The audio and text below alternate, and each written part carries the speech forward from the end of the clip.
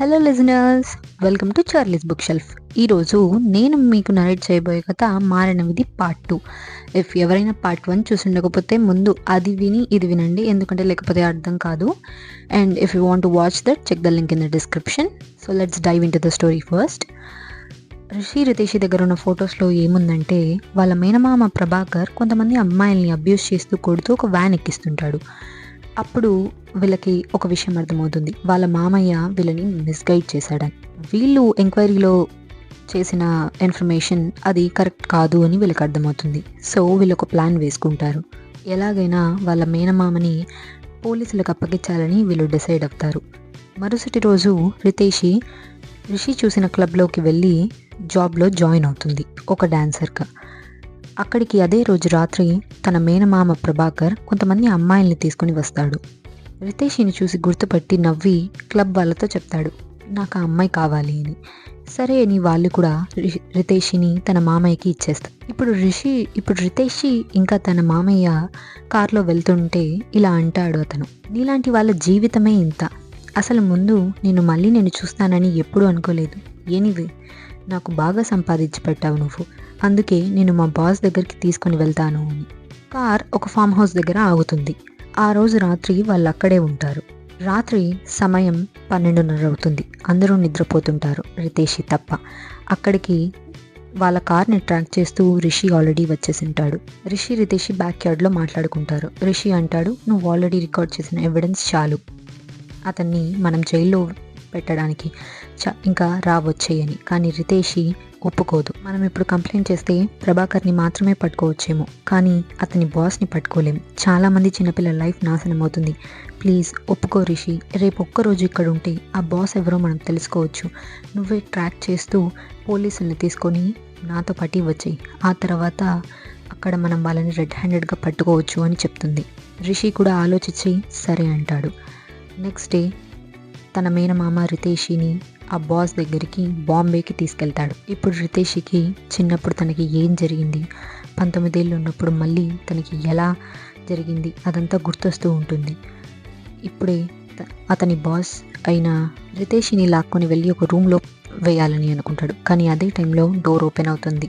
రిషి ఇంకా అతనితో పాటు పోలీసులందరూ వచ్చేసి ఉంటారు. అంతే, వాళ్ళు రెడ్ హ్యాండెడ్గా దొరికిపోతారు. పోలీసులు అందరూ వచ్చి వాళ్ళున్న ప్లేస్ని సరౌండ్ చేసేస్తారు. సో ఇంకా వాళ్ళు తప్పించుకోవడానికి వేరే దారే ఉండదు. ఈ ట్రాఫికింగ్లో ఇన్వాల్వ్ అయిన రితేషి మేనమామని ఇంకా అతని బాస్ని ఇలా చాలామందిని పట్టుకొని జైలుకి పంపించేస్తారు. ఫార్మాలిటీస్ అండ్ అన్నీ కంప్లీట్ అయిన తర్వాత, ఎవిడెన్స్ కూడా ఇచ్చేసిన తర్వాత రితేషి మళ్ళీ వాళ్ళు ఉంటున్న సిటీకి బయలుదేరుతారు. వాళ్ళు వెళ్తున్న కార్ పైన ఏదో ఒక రాయి వచ్చి పడుతుంది. అంతే, ఫ్రంట్ మిర్రర్ మొత్తం డ్యామేజ్ అయిపోతుంది. ఆ రాయి వేసింది ఎవరా అని చూస్తే మరెవరో కాదు, వాళ్ళ మేనత్త సుజాత. ఇంకా ఆమె పిల్లలు పల్లవి, ప్రణవి కూడా ఆమెతో పాటే ఉంటారు. నువ్వు నా ఫ్యామిలీని నాశనం చేయాలనుకుంటావా అని రితేషి అత్త సుజాత తనని చంపడానికి కత్తితో దాడి చేస్తుంది. అంతే, రిషి అడ్డుపడిపోతాడు. ఆ కత్తి రిషికి తగులుతుంది. రిషికి అయిన గాయాన్ని చూసి రితేషి చాలా బాధపడుతుంది. తనకి చాలా కోపం వస్తుంది తన అత్త పైన. అందుకే మళ్ళీ తన అన్నయ్యని ఎక్కడ కోల్పోతానో ఉన్న భయంతో రితేష్కి ఏం చేయాలో అర్థం కాదు. తను వాళ్ళ అత్త ఇంకా అటాక్ చేయడంతో ఏమీ చేయలేక వాళ్ళ అత్తని బలంగా తోస్తుంది. అది ఒక కొండలాంటి ప్రాంతం కావడంతో తన అత్త ఒక లోయలో పడిపోతుంది. అంతే, ఆ తర్వాత ఆమె పిల్లలు కూడా వీళ్ళపైన దాడి చేయడం మొదలు పెడతారు. ప్రైవేట్ వర్క్ ఉండడం వల్ల వీళ్ళు వాళ్ళ సెక్యూరిటీని తెచ్చుకొని ఉండరు. అందుకే ఈ ఇబ్బంది అంతా వస్తుంది. పల్లవి, ప్రణవి రితేషిని బాగా బ్లాక్ చేస్తారు. వాళ్ళని చంపేస్తారేమో అని అనంగా అప్పుడే వాళ్ళని ఎవరో షూట్ చేస్తారు. షూట్ చేసింది ఎవరో కాదు, రితేషి and Rishi friend ACP Varshith. అతను బాంబేలోనే పనిచేస్తాడు. వీళ్ళు చదువుకున్న ఎన్జిఓలోనే తను కూడా చదువుకొని ఉంటాడు. వర్షిత్కి కూడా పూర్తి వివరాలని తెలుసు, వీళ్ళకి ఏం జరిగిందో, వీళ్ళ పాస్ట్ ఏంటో. సో వర్షిత్ని బ్యాకప్ కోసం అడిగింటారు. సో వర్షిత్ ఆల్రెడీ వీళ్ళకి హెల్ప్ చేయడానికి ఓకే చెప్పేసింటారు. వాళ్ళ అత్తని తోసేసింది సెల్ఫ్ డిఫెన్స్ వల్ల అవ్వడంతో రితేషిని ఏమీ అనరు. అండ్ వీళ్ళిద్దరి డెడ్ బాడీస్, పల్లవి, ప్రణవి డెడ్ బాడీస్ని తీసుకొని వెళ్ళిపోతారు. ఇది తెలిసిన ప్రభాకర్ చాలా బాధపడతారు. బాధపడి ఏం లాభం, ఆల్రెడీ ఒక అమ్మాయి జీవితం నాశనం చేయాలనుకున్నాడు. అందుకే తన ఫ్యామిలీ కూడా ఇలానే అయిపోయింది. హ్యూమన్ ట్రాఫికింగ్ నుంచి వీళ్ళు చాలామంది అమ్మాయిల్ని ఇంకా చిన్నపిల్లల్ని కాపాడుంటారు. కానీ వాళ్ళకి ఎక్కడ వెళ్ళాలో తెలియదు. కొంతమంది అమ్మాయిలని అయితే తిరిగి వాళ్ళ పేరెంట్స్ యాక్సెప్ట్ చేయరు. అందుకే వీళ్ళు ఒక ఎన్‌జీఓ స్టార్ట్ చేస్తారు. ఓన్లీ అలాంటి పిల్లల కోసం మాత్రమే. ఆ ఎన్‌జీఓలో వాళ్ళందరినీ బాగా చదివిస్తారు. వాళ్ళు ఏం అవ్వాలనుకున్నా చేపిస్తారు. ఇలా వాళ్ళు హ్యాపీగా బతకడం మొదలు పెడతారు.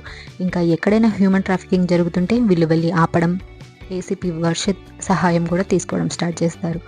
So I hope you all enjoy it. I hope you already enjoyed this video.